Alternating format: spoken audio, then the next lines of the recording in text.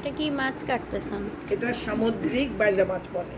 খুবই মজা এই মাছটা, একদম নদীর বাইলা মাছের মতন মাছ। এটা সমুদ্রেও পাওয়া যায় এবং চোকাচোক। নদীতে পাওয়া যায়। খুবই তাজাটা, আজকে তাজাটা উঠেছে, দেখো শক্ত একদম, আর বরফের হ্যাঁ। না। আজকে নাকি প্রচুর মাছ উঠেছে, ইলিশ মাছও প্রচুর উঠেছে দেখি।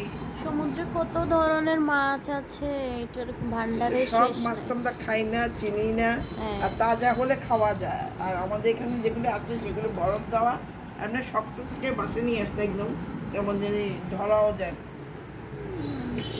এই অবস্থা।